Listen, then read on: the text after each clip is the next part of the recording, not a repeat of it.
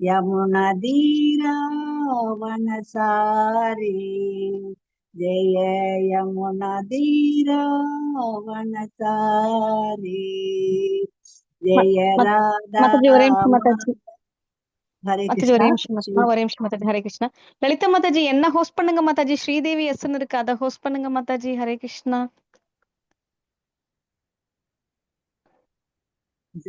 என்ன பண்ணாலும் பரவாயில்ல. Okay Mataji. Okay okay Mataji பண்ணிட்டா. Okay Mataji. Thank you Mataji. Hare Krishna. Thank you Mataji. Lalitha Mataji thank you Mataji. பிரணாம்ஸ் மாதாஜி. ஹரே கிருஷ்ணா. जय राधा माधवा कुंज बिहारी எல்லாரும் பாடுங்க. ஜெய ராதா மாதவா குஞ்ச பிஹாரி. ஒவ்வொரு வரையா சொல்றேன். ஓகேயா? ஓகேயா மாதாஜி? हरे कृष्ण माताजी, प्रणाम से माताजी। जय राधा माधवा कुंज बिहारी. जय राधा माधवा कुंज बिहारी गोपी जन वल्लभा गिरिवरदारी गोपी जन वल्लभा गिरिवरदारी जय गोपी जन वल्लभा गिरिवरदारी जय गोपी जन वल्लभा गिरिवरदारी சேர்ந்து சொல்லுங்க. யசோதநந்தன விரஜ ஜனரஞ்சன यशोदानन्दन नन्दन யசோதநந்தன விரஜ ஜனரஞ்சன. சொல்லுங்க மாதாஜி. यशोदानन्दन ब्रजजनरञ्जन यमुनदीरा वनचारी यमुनदीरा वनचारी यमुनदीरा वनचारी यमुनदीरा वनचारी जय राधा माधवा कुंज बिहारी जय राधा माधवा कुंज बिहारी எல்லாரும் சேர்ந்து பாடுறப்போ ஒரே பிச்சில பாடுங்க. ஓகேயா? ஹரே கிருஷ்ண சொல்லுங்க. ஹரே கிருஷ்ண ஹரே கிருஷ்ண மாதாஜி சொல்ல சொல்ல சொல்லுங்க. ஹரே கிருஷ்ண கிருஷ்ணா கிருஷ்ண கிருஷ்ண ஹரே ஹரே ஹரே ராம ராம ராம ஹரே ஹரே. சொல்லுங்க மாதாஜி.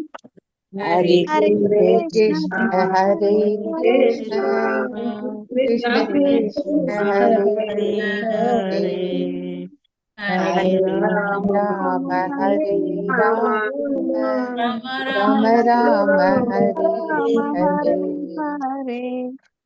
हरे कृष्ण कृष्ण कृष्ण हरे हरे हरे राम राम राम हरे हरे. हरे कृष्ण हरे कृष्ण कृष्ण कृष्ण हरे हरे हरे राम राम राम हरे हरे. ஹரே கிருஷ்ணா மாதாஜி. எல்லாரும் உணர்ந்து பாடினா சரியா ஒண்ணா வந்துடும் மாதாஜி. ஹரே கிருஷ்ணா. சரியா? பிரணதி தனலட்சுமி மாதாஜி பிரணதி சொல்றீங்களா? சொல்றேன் தனலட்சுமி மாதாஜி சொல்றேன் மாதாஜி. கேக்குதுங்களா? கேக்குது மாதாஜி. நான் பேசுறது கேக்குதா? கேக்குதுங்க மாதாஜி. பாடுங்க. ஓம் நமோ பகவதே வாசுதேவாய. ஓம் நமோ பகவதே வாசுதேவாய. ஓம் நமோ பகவதே வாசுதேவாய. ஓம் அஞ்ஞானதிமிராந்தஸ்ய ஞானாஞ்சனசலாக்கயா சக்ஷுருன்மீலிதம் येन தஸ்மை ஸ்ரீகுரவே நமः.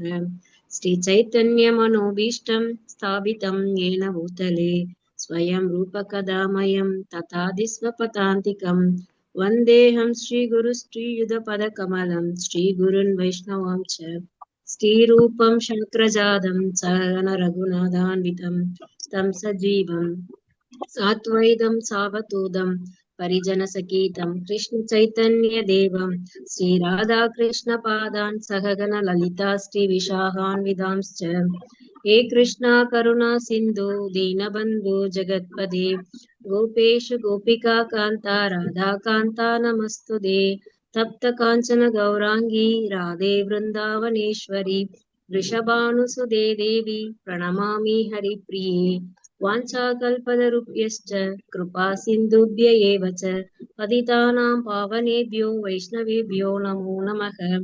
नमो ब्रह्मण्य देवाय को ब्राह्मणहिताय च जगद्हिताय कृष्णाय गोविन्दाय नमो नमः। नमो महावदान्याय कृष्णप्रेमप्रदायते कृष्णाय कृष्णचैतन्य नाम्ने गौरवद्विषे नमः।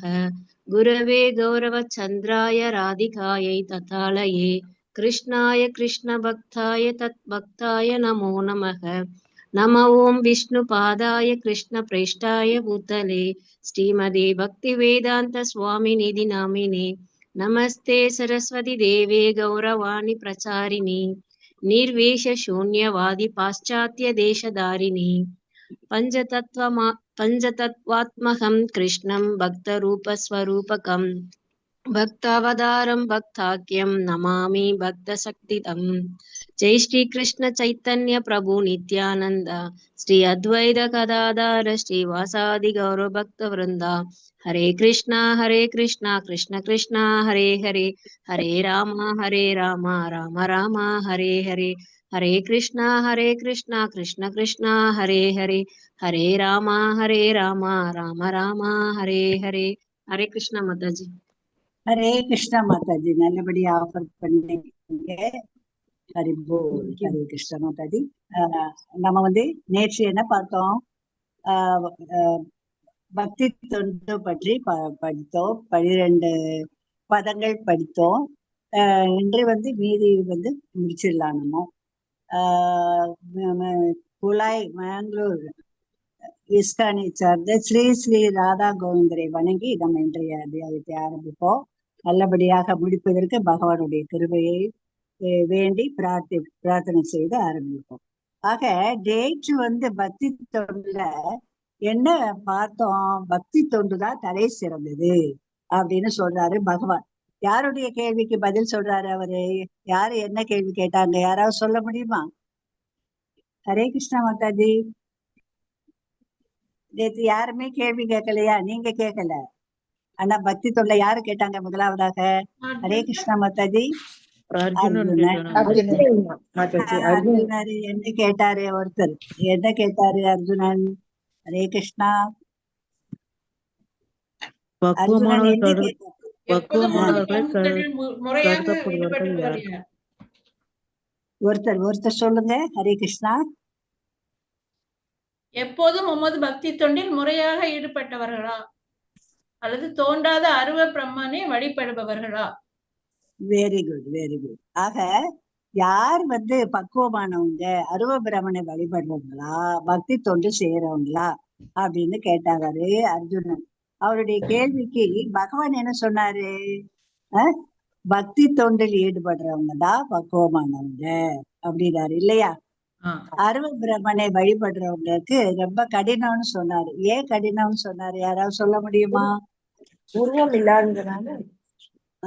உருவம் இல்லாதது இல்லையா? தோற்றம் அளிக்காதது, நம்முடைய புலனுகருக்கு அப்பாற்பட்டது இல்லையா? சிந்தனைக்கு எட்டாதது. ஆகையினால அதை அதுல தியானம் பண்றதுங்கிறது ரொம்ப ரொம்ப கடினம். ஆனா பக்தி தொண்டு நம்ம செய்யலாம் அப்படின்னு சொன்னாரு இல்லையா? பக்தி தொண்டு எப்படி எல்லாம் செய்யலாம் அப்படிங்கிறதையும் பகவான் அழகா விளக்கிறாரு. நமக்கு நிறைய சான்சஸ் எல்லாம் கொடுத்தாரு. முதல்ல பக்தி தொண்டு செய்யறப்போ எப்படி தியானம் பண்ணணும் பகவானை நோக்கி நம்ம யாராவது சொல்ல முடியுமா? சிரவணம், ஹரே கிருஷ்ண விக்கிர வழிபாடு. மாதாஜி. ஹரே கிருஷ்ணா. சொல்லுங்க உருவ வழிபாடு மாதாஜி. சொல்லுங்க. உருவ வழிபாடு, சிரவணம், கீர்த்தனம், சொல்லுங்க. ஹரே கிருஷ்ணா. கீர்த்தனம், விஷ்ணு. நவவித பக்தி.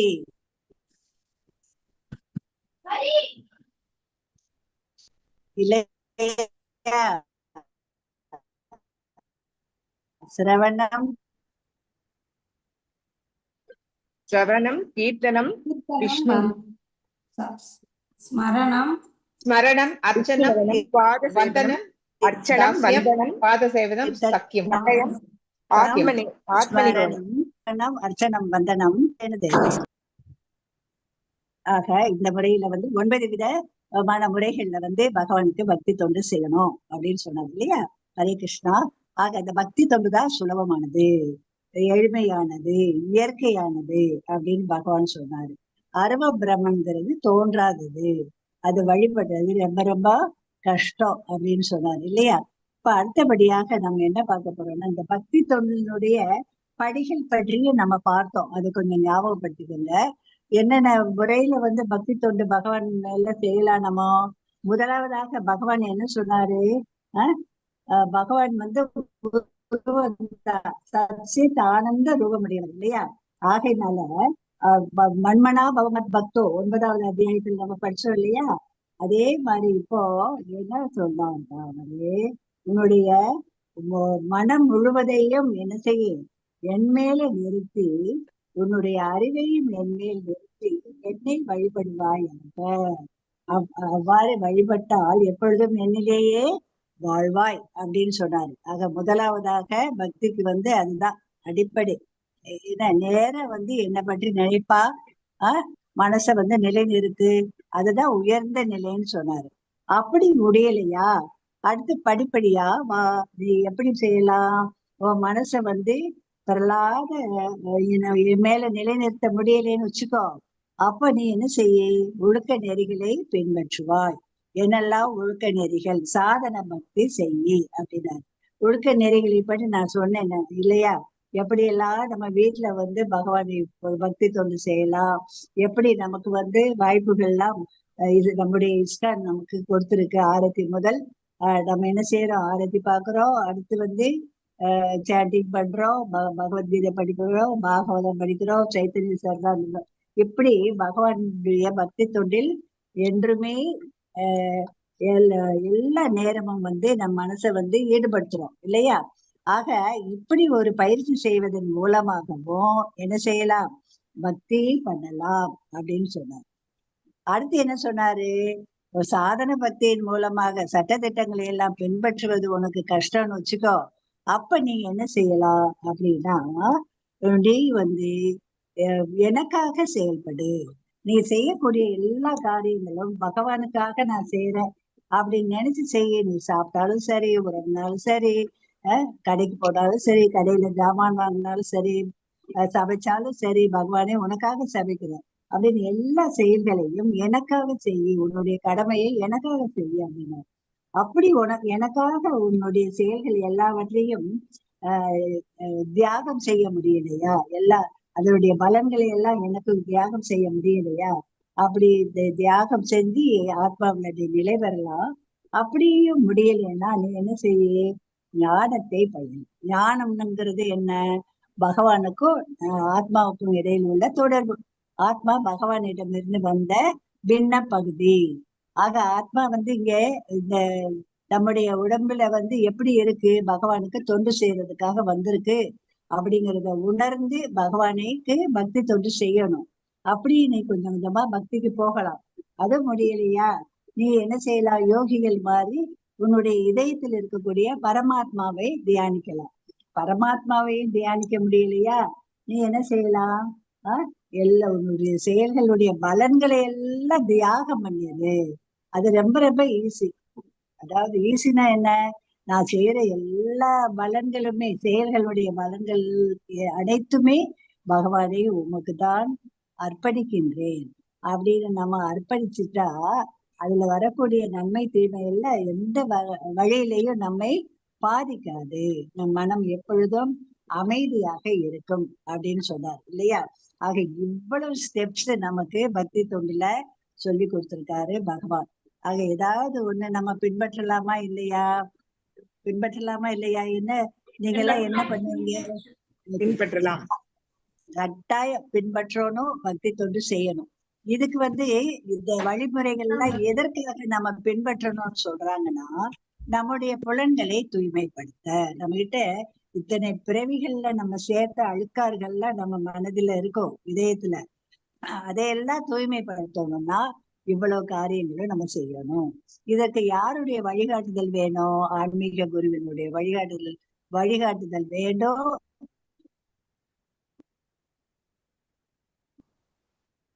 அவர் சொல்றபடி நம்ம காலையில எழுந்திருக்கணும், கோயிலுக்கு போய் பிரார்த்தனை செய்யணும், ஹரே கிருஷ்ண மகாமந்திரத்தை ஜெபிக்கணும், மலர்கள் எல்லாம் அதை வாங்கி அதை பகவானுக்கு அர்ப்பணிக்கணும், உணவு சமைக்கணும், பகவானுக்கு தைரியத்தியம் பண்ணணும், அந்த பிரசாதத்தை எல்லாருக்கும் கொடுத்து நாம் அதை சாப்பிட வேண்டும். தூய பக்தர்களிடமிருந்து பகவத்கீதை, பாகவதம் போன்ற நூல்களை எல்லாம் அப்படின்னு பார்த்தோமா இல்லையா? ஓகேயா? ஆக 12 பதங்கள் வரைக்கும் நம்ம பார்த்துட்டோம், எப்படி எல்லாம் பக்தி கொண்டு செய்ய வேண்டும் என்பதை பற்றி. இது 9வது இடையில எதுக்கு கொடுத்துருக்காங்கன்னா, நீ என்னென்ன செயல்கள் செய்கின்றையோ அதையெல்லாம் எனக்கே அர்ப்பணிச்சிரு அப்படின்னு சொன்னார்ல. அதுதான் நம்ம இது ஏற்கனவே நீங்க படிச்சிருக்கீங்க. எத்கரோசி நேற்று நான் சொன்னேன், எத்கரோசி எத் அஸ்தாசி எத் ஜிகோஷி ததாசி எத் அவசியசி கவுந்தேய தத் குருஷ்வ மத் அர்ப்பணம். இதே மகனே, நீ எதையெல்லாம் செய்கின்றாயோ, எதையெல்லாம் நீ உண்கின்றாயோ, எதையெல்லாம் படைக்கின்றாயோ, எதையெல்லாம் கொடுக்கின்றாயோ, என்ன தவங்களை எல்லாம் நீ செய்கின்றாயோ, அதையெல்லாம் எனக்கு அர்ப்பணமாக செய்வாயாக. இதுதான் பகவானுக்காக செயல்படுறதுன்னு அர்த்தம். ஓகேயா? அது இது மாதிரி நம்ம செயல்பட முடியுமா முடியாதா?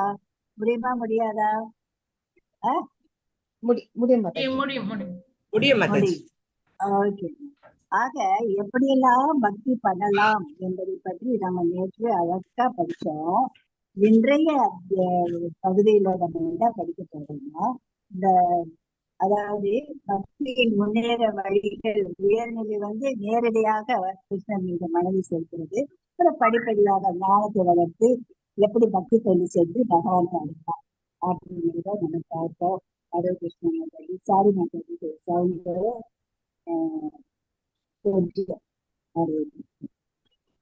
அப்போ அடுத்ததுக்கு நம்ம போகலாமா? 12 வரைக்கும் பதங்கள்ல உங்களுக்கு ஏதாவது சந்தேகம் இருந்தால் கேட்கலாம். எப்படி பகவானுக்கு பக்தி தொண்டு செய்யலாம் என்பதற்கு பகவான் நமக்கு நிறைய வழிமுறைகளை எல்லாம் சொல்லி கொடுத்திருக்காரு. அந்த வழிமுறைகளை பின்பற்றி பக்தி தொண்டு செய்தால் நாம் பகவானை போய் நாம் மன அமைதியோடு வாழலாம் என்பதை பார்த்தோம். இப்ப அடுத்து பதங்கள்ல நம்ம என்ன பார்க்க போறோம்னா, இப்படி பக்தி தொண்டு செய்து பகவானை அடைவதற்கான முயற்சியில் ஈடுபட்டு இருக்கக்கூடிய பக்தர்கள் ரொம்ப ரொம்ப பகவானுக்கு பிடிக்குமா? அந்த பக்தர்கள் எத்தகைய குணங்களை பெற்றிருக்க வேண்டும், பகவானுக்கு பிடித்தமான குணங்கள்லாம் என்ன அப்படிங்கிறத பற்றிதான் இனிமே படிக்க போறோம். மொத்தம் 20 ஸ்லோகங்கள் தான். ஆனா இனிமே படிக்கக்கூடிய ஸ்லோகங்கள் ரொம்ப ரொம்ப முக்கியமானது. இந்த குணங்கள்ல என்னெல்லாம் நம்ம கிட்ட இருக்கு அப்படிங்கிறத நம்ம கொஞ்சம் செல்ஃப் அனாலிசிஸ், அதாவது ஆத்ம சோதனை செஞ்சு அதுல இல்லாத குணங்களை நாம் வளர்த்து கொள்ள வேண்டும். அப்பதான் பகவானுக்கு பிரியமானவர்களாக மாறுவோம். புரியுதா மாதாஜி? ஆக 13, 14 வாசிக்கலாமா? யாராவது வாசிங்க. ஹரே கிருஷ்ணா. சர்வபூதானாம் மைத்ர கருணா ஏவச நிர்மமோ நிரஹங்காரா சமது சுக ஷமி சந்துஷ்டா சதம் யோகி யதாத்மா திருநிஷ்டய மையப்ரீதா மனோபுத்திர் யோமத் பக்த சமப்பிரிய. எவனொருவன் பொறாமை இல்லாதவனாக எல்லா உயிர்களுக்கும் அன்பான நண்பனாக தன்னை உரிமையாளராக கருதாதவனாக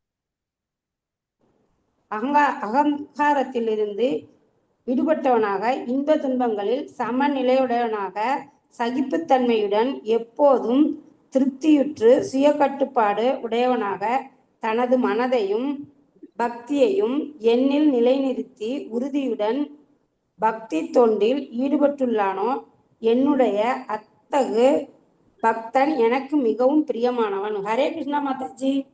ஹரே கிருஷ்ணா. ஆக பகவானுக்கு பிரியமான பக்தன் எப்படியெல்லாம் இருக்க வேண்டும் என்பதை பற்றிய ஒரு பதம் தான் இந்த 2 பதங்களுமே. ஓகேயா? அத்வேஷ்ட சர்வபூதானாம் மைத்ர கருணையே வச்ச நிர்மமோ நிரகங்காரக சமதுக்க சுகட்சமி சந்துஷ்ட சததம் யோகி யதாத்மா திருட நிச்சயக மையர்ப்பித மனோபுத்தி யோமத் பக்த சமே பிரியக. ஓகேயா? ஆக எவன் ஒருவன், யார், எந்த பக்தன் அத்வேஷ்ட சர்வபூதானாம். துவேஷ்டம், துவேஷம்னா பொறுமை, அத்வேஷம்னா பொறாமை இன்மை. ஓகேயா? சர்வபூதானாம்னா எல்லா உயிர்வாழ்களிடத்தும் எப்படி இருக்கணும்? பொறாமை இல்லாதவனாக இருக்க வேண்டும். புரியுதா? அத்வேஷம்னா என்ன? பொறாமை இல்லாதவனாக இருக்கணும். யாருகிட்ட? எல்லா உயிர்வாழிகளிடமும். அடுத்து என்ன பண்ணணும்? நிர்மமோ நிரகங்காரக. நிர்மமோ அப்படின்னா, நிர்மம்னா என்னன்னா உரிமையாளன். அடுத்து நிரகங்காரம்னா அகங்காரம். அகங்காரம் நமக்கு தெரியும். அகங்காரம்னா அகங்காரம் இல்லாமை. ஓகேயா? ஆக நம்ம உரிமை கொண்டாடக்கூடாது, அகங்காரம் இருக்கக்கூடாது நம்ம கிட்ட. யாருகிட்ட? ஒரு பக்தன் கிட்ட. உரிமையாளராக கருதக்கூடாதுன்னா என்ன அர்த்தம்? உரிமையாளராக கருதாதன்னா, நான் என் வீட்டுல இருக்கேன், என் வீட்டுக்கு நான் தானே உரிமையாளன் இல்லையா? என் பிள்ளைகளுக்கு நான் தானே தாயி, நான் இந்த ஸ்கூலுக்கு நான் தானே ஹெச்எம் அப்படின்ட்டு நான் உரிமை கொண்டாடக்கூடாது. ஏன் கொண்டாடக்கூடாது? நான் தற்காலிகமா அந்த இந்த வீட்டுல இருக்கேன் இல்லையா? இந்த வீடு எனக்கு பெர்மனன்ட் கிடையாது. நம்முடைய பெர்மனன்ட் வீடு எங்க இருக்கு? பெர்மனன்ட் வீடு எங்க இருக்கு? ஹரே கிருஷ்ணா. ஆன்மீக லோகத்துலதான் இருக்கு. பகவான் கிட்ட இருக்கிறதா நமக்கு பெர்மனன்ட் இல்லையா? ஆக நம்ம இங்க எத்தனை பெரிய பங்களா கட்டினாலும் அந்த பங்களா நமக்கு ஏதோ தற்காலிகமா வசிச்சுட்டு ஜாலியா இருந்துட்டு போக வேண்டியதுதான். விட்டுட்டு தானே போக போறோம், கொண்டுட்டா போக போறோம். இப்ப படிக்கிறதா நம்ம கொண்டுட்டு போவோம். நல்லா கவனிங்க. இப்ப பகவத்கீதை பாகவதத்துல நம்ம தேடக்கூடிய செல்வம் இருக்கே, ஆன்மீக செல்வம், அதுதான் நம்ம கூட வருமே ஒழிய நம்ம சேர்க்கக்கூடிய பொண்ணு, பொருள், சொத்து, சுகம் இதெல்லாம் வர போறதே இல்லை. ஆக எதுக்குமே நம்ம உரிமையாளர் இல்லை. ஆக நம்ம உரிமையாளராக கருதக்கூடாது. ஓகேயா? புரியுதா மாதாஜி? அடுத்து என்ன செய்யணும்? அகங்காரத்துல இருந்து விடுபட்டவனாக இருக்கணும். அகங்காரம்ங்கிறது பொய் அகங்காரம். எப்ப பொய் அகங்காரம்? நான் இந்த உடம்பு அப்படின்னு நினைச்சாதான் நமக்கு நான் இந்த உடம்பால அவ்வளவு காரியம் செஞ்சேன், நான் இந்த என் கைய நான் அவ்வளவு பாடாப்பட்டு இந்த வீட்டை கட்டினேன், பாடாப்பட்டு பிள்ளைகளை படிக்க வச்சேன், அப்படியெல்லாம் சொல்றமே, அதெல்லாம் பொய் அகங்காரம். அத்தகைய அகங்காரம் எல்லாம் இருக்கக்கூடாது. ஓகேயா? ஆக நிர்மம நிரகங்காரக அப்படின்னா என்ன அர்த்தம்? உரிமையாளனாகவும் கருதக்கூடாது, அகங்காரம் உள்ளவனாகவும் இருக்கக்கூடாது. இந்த உரிமையாளன் அகங்காரம் எல்லாம் எப்ப வரும்னா, நான் இந்த உடல் அப்படி நினைச்சாதானே வரும் இல்லையா? நான் இந்த உடல் அல்ல, நான் ஆத்மா அப்படின்னு நினைச்சா நமக்கு வருமா? நான் இத்தனை சொத்துக்கும் நான் தான் உரிமையாளன், இவ்வளவு சொத்து என்கிட்ட இருக்கு அப்படிங்கிற அகங்காரம் நமக்கு வருமா? வராது இல்லையா? அதே போல இப்ப நமக்கு வரக்கூடிய இன்ப துன்பம் வலி எல்லாமே இந்த உடலுக்கு தான் இல்லையா? இந்த புலன்களுக்கு தான், ஆத்மாவுக்கு கிடையாது. ஆத்மா இதனால பாதிக்கவே படாது. புரியுதா? ஆக இத்தகைய உரிமையாளனாகவும் பக்தன் கருத மாட்டான். நான் தான் உரிமையாளன் கருத மாட்டான். அவனுக்கு அகங்காரமும் இருக்காது. ஏன்னா இந்த ரெண்டுமே உடலை சார்ந்து வரக்கூடியது. இப்போ நம்ம எல்லாருக்குமே எல்லாம் நம்ம ஆரம்ப காலத்துல வந்து நல்ல ஆக்டிவா நல்ல ஹெல்த்தியா இருப்போம். இல்ல நாள் ஆக ஆக வயோதிகம் வர வர வர முதுமை வர வர நமக்கு தளர்ச்சி வரும். ஆஹ் தளர்ச்சியில வந்து நிறைய நோய்கள்லாம் வரும். அதனால வந்து கொஞ்சம் கஷ்டம் எல்லாம் வரும். கஷ்டம்னா என்ன, வலி வரும் இல்லையா? அந்த வலி அந்த துன்பம் எல்லாமே எதுக்கு வருது? ஆத்மாவுக்கு இல்ல, இந்த உடம்புக்கு தான் இல்லையா? அப்போ இந்த உடல் வலியை வந்து பெருசா நம்ம கருதக்கூடாது அப்படிங்கிறாங்க. இப்ப எனக்கு கால் வலி இருக்கு, கால் எரிச்சல் இருக்கு, முதுகு வலி இருக்கு, எல்லாமே. ஏன்னா நான் வயோதிகம் வந்தா இதெல்லாம் நேச்சுரல், உங்களுக்கு வேண்டாம். அதாவது பெண்களுக்கே பொதுவா 50 வயது தாண்டினாவே கால் வலி எல்லாம் வந்துருது இப்போ இல்லையா? ஆக இதெல்லாம் வந்து ஒரு ப்ராசஸ் தான். நம்மளுடைய இதுல வந்து பிறந்தப்போ எப்படி இருந்தோமோ அப்படியேவா இருக்கோம். எவ்வளவு மாறுதல் நம்ம உடம்புல வருது. உடம்புலதான் இந்த மாறுதல், இந்த வலி, இந்த துன்பம் எல்லாமே. ஓகேயா? ஆக நான் வந்து எனக்கு வரக்கூடிய கால் வலி, இந்த முதுகு வலி எல்லாம் நினைச்சா நான் கிளாஸ் எடுக்க முடியுமா? அதெல்லாம் எனக்கு இப்போ அந்த எண்ணமே இல்லை. நல்லா கவனிச்சுக்கோங்க. இந்த கால் வலி முதுகு வலி எல்லாம் நான் உங்களுக்கு கிளாஸ் எடுக்கிறப்போ எனக்கு தெரியறதே இல்லை. உண்மை சொன்னா. ஓகேயா? இந்த பகவத்கீதை பாகவதம் கேட்கிறப்போ படிக்கிறப்போ சத்சங்கத்துல இணைஞ்சிருக்கிறப்போ எந்த வலியுமே உணர்றது இல்லை. ஏன்னா எனக்கு உடம்பு வந்து அது உடம்பாவே இல்லை. ஏன்னா நம்ம ஆன்மீகத்துல பகவானை பற்றி ஒரு சத்சங்கத்துல இணைஞ்சிருக்கோம். அப்ப நமக்கு இந்த உடல் துன்பம் எல்லாம் ஒரு துன்பமாகவே நம்ம கருத மாட்டோம். புரியுதா? ஏன்னா நம்முடைய அட்டென்ஷன் வேற பகவான்ல போகுது, பகவான் கிட்ட போகுது, நம்முடைய பற்றுதல் அங்கே போகுது. அப்ப நமக்கு இந்த உடம்பின் மேல அக்கறையே இல்லாம போகுது இல்லையா? அக்கறை இல்லைன்னா அதுக்காக வந்து நம்ம வந்து எந்த ஒரு ட்ரீட்மெண்ட்டும் எடுக்க வேண்டாம்னு நான் சொல்றேன். நமக்கு அந்த வலியெல்லாம் பொருட்படுத்த மாட்டோம் அப்படிங்கிறத சொல்றேன். நிஜமாவே எனக்கு ஒண்ணுமே தெரியல இப்போ. இதே உங்க கிளாஸ் முடிஞ்ச பிறகு எல்லா வலியையும் நான் உணர்வேன் நிஜமா. இது என்னுடைய நிலைமைய சொல்றேன். நீங்க வந்து நல்லாவே இருப்பீங்க, நல்லா இருங்க. ஓகேயா? ஹரே கிருஷ்ணா. ஆக இதுக்காக வந்து நீங்க நினைக்கலாம் இந்த வயசுலயே இது தேவையாண்டு. இது தேவை எனக்கு. என் பிள்ளைகிட்டையும் நான் அதான் சொல்வேன், இது எனக்கு தேவை, இதுதான் எனக்கு சக்தியை கொடுக்குது, இதுதான் என்னுடைய வழியெல்லாம் வந்து நினைக்காம இருக்கக்கூடிய ஒரு மனசையும் ஒரு உடல்நிலையையும் கொடுக்குது. நான் எம் ஹெல்த்தி. இப்ப வந்து நானே உடல் அளவுலையும் மன அளவுலையும் ஆன்மீக அளவுலையும் வந்து நான் நல்ல ஒரு ஹெல்த்தியா இருக்கேன்ப்பா. கவலைப்படாதீங்க, அம்மா கஷ்டப்படுறேன்னு நினைக்காதீங்க, அம்மா வந்து சந்தோஷமா இருக்கேன் என்னுடைய கிருஷ்ணாவோட அப்படின்னு தான் நான் சொல்வேன். ஆக தனியா விடுறதுக்கும் பிள்ளைங்க பயப்படதான் செய்யறாங்க. ஆனா எனக்கு எந்த பயமும் இல்லப்பா, எனக்கு என் பகவான் என் கூடயே இருக்காரு அப்படின்னு சொல்லி இந்த பகவான் கிட்ட நம்ம சரணடைந்து விட்டால் நம்ம எதற்குமே பயப்பட வேண்டிய அவசியமே இல்லை. புரியுதா? நான் என் நிலைமைய சொன்னேன். எல்லாருக்கும் வந்து இந்த நிலைமைதான். இன்னைக்கு இல்லைனாலும் எப்பவாவது இந்த ஒரு ப்ராசஸ் எல்லாம் நம்ம கடந்துதான் போகணும். ஆக இதுல ஒரு பக்தனுக்கு வந்து தான் உரிமையாளனாகவும் கருத மாட்டான், அகங்காரத்துல இருந்து விடுபட்டு இருப்பான். அடுத்து இன்ப துன்பங்களில் சமநிலை உடையவனாக இருக்கான். இன்னைக்கு சந்தோஷம் வருது அப்படின்னா உங்களுக்கு கிளாஸ் எடுக்கிறப்ப வந்து எனக்கு சந்தோஷமா இருக்கு இல்லையா? அடுத்து வந்து கிளாஸ் முடிஞ்ச பிறகு எனக்கு என்னுடைய வழிகள்லாம் தெரியுது, அது வந்து எனக்கு கொஞ்சம் கஷ்டமா இருக்கு அப்படின்னா நானு எப்படி எனக்கு இந்த சந்தோஷத்தை நான் ஏற்றுக்கொள்றேனோ அதே மாதிரி அந்த வலியையும் நானு ஏற்றுக்கொள்ளணும். ரெண்டையும் சமமா நினைக்கணும். ஆக இன்பம் ஒண்ணு போனா அடுத்தது வரும், இன்பம் வந்தா அடுத்து துன்பம் வரத்தான் செய்யும். ஏன்னா இரவு வந்தா பகல் வரத்தான் செய்யும், பகல் வந்தா இரவு வரத்தான் செய்யும். இப்ப வெப்பமா இருக்கு, பயங்கர ஹீட்டா இருக்கு. இது வந்து இந்த அடுத்த அக்னி நட்சத்திரம் இதை விட ஹீட் ஆகும் இல்லையா? இதை விட பயங்கர வெப்பம் இருக்கும். அடுத்து வந்து ஒரு ஸ்டேஜுக்கு பிறகு குளிர்காலம் வருது. ஆக வெப்பம் குளிர் இதுவும் மாறி மாறி தானே வருது. இதையெல்லாம் வந்து நம்ம சகிச்சுக்கிறணும், சமநிலையோடு அவற்றையெல்லாம் ஏற்றுக்கொள்ளணும். புரியுதா? ஆக எல்லா நேரமும் இன்பம் வந்தாலும் சரி துன்பம் வந்தாலும் சரி, இன்பம் வந்துக்கா சந்தோஷப்படு, வேண்டான்னு சொல்லல. அதுக்காக அப்படியே வந்து அதுலயே மூழ்கிறது.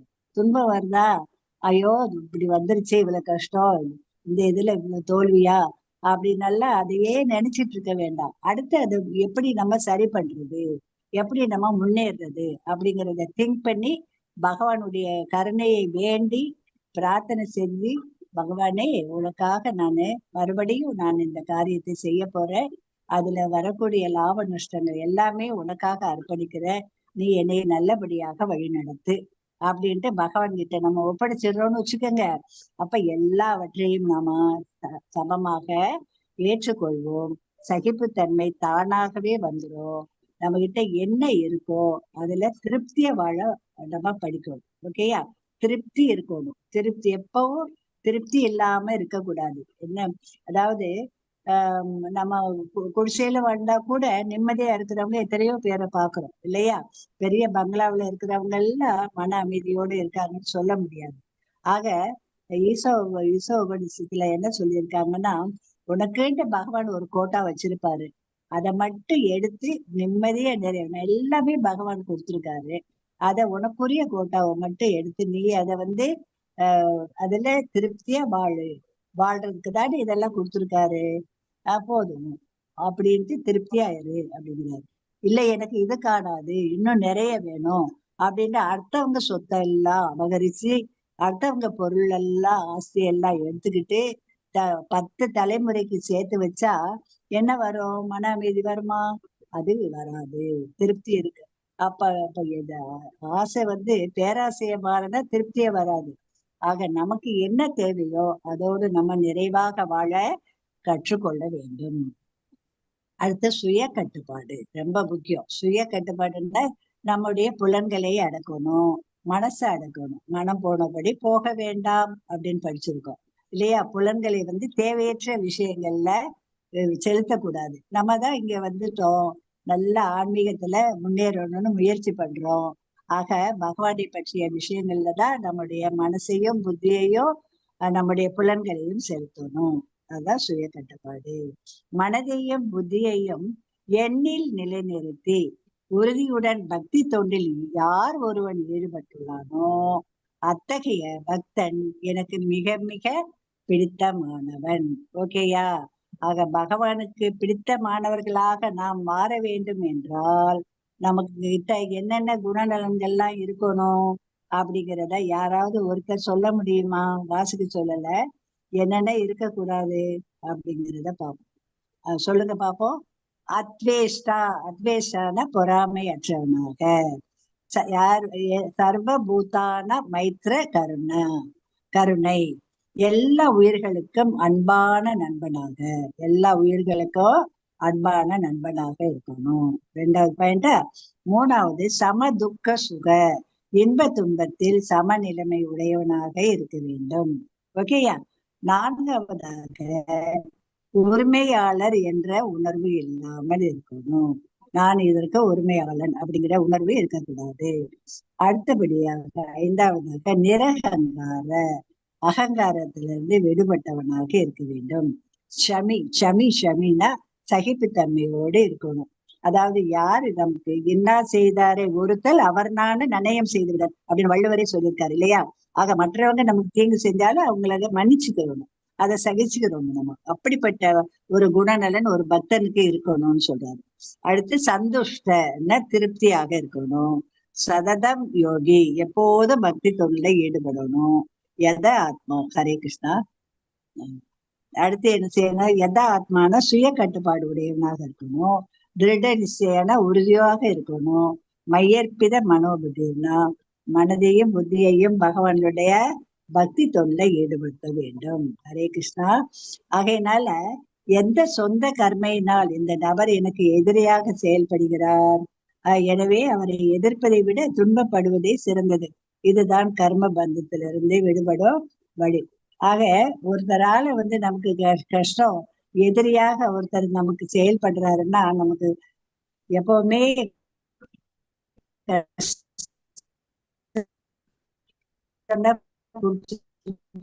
இருக்காருன்னா நமக்கு நம்ம இந்த கர்மத்துல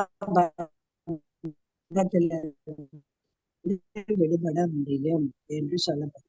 ஆக தீயவை என்னுடைய முன்னேற்றத்திற்காக பகவானால் ஏற்படுத்தப்படும் பக்குவமான திட்டம் என்று ஏற்றுக்கொள்ளும். நல்லா கவனிங்க. எனக்கு பகவான் நல்லது கொடுக்கிறாரு, எனக்கு மோசமான சில கஷ்டங்களையே கொடுக்கிறாரு. எதுக்காக? பக்தர்களுக்கு பகவான் ரொம்ப கஷ்டங்களை கொடுப்பாரு. கஷ்டம்னா அப்பதான் இன்னும் அவர்களுடைய பக்தியினுடைய மேன்மையை சோதிப்பதற்காக பகவான் வந்து அவங்கள நிறைய சோதனைகளுக்கு உட்படுத்துவாராம். இப்ப பாண்டவர்களுக்கு கொடுக்காத கஷ்டமா? பாண்டவர்கள் எல்லா நேரங்கள்லயும் பகவானை தான் நாடி இருந்தாங்க இல்லையா? எல்லா சந்தர்ப்பங்கள்லயும் பகவான் கிட்டதான் சரணடைஞ்சாங்க. பகவானே நீதான் எங்களை வழிநிறுத்தணும். துரியோதனன் அவங்கள சூதாடி காட்டுக்கு அனுப்பிட்டாரு. காட்டுல வந்து அவங்க ஒரு அரக்கு மாளிகையில இருக்கிறப்போ அரக்கு மாளிகைக்கு தீ வச்சாங்க. அதுல இருந்து தப்பிக்கிறதுக்கு பகவான் வந்து வழி சொன்னாரு இல்லையா? இப்படி இவருக்கு பீமனுக்கு வந்து விஷம் வச்சாங்க. இது மாதிரி நிறைய கஷ்டங்களை அனுபவிச்சாங்க. இதெல்லாம் எதற்காக? அவர்களுடைய பக்தியினுடைய மேன்மையை அதிகரிக்கிறதுக்காக. ஓகேயா? ஆக கஷ்டம் வந்துருச்சே அப்படின்னு நம்ம நினைக்க வேண்டியது இல்லை.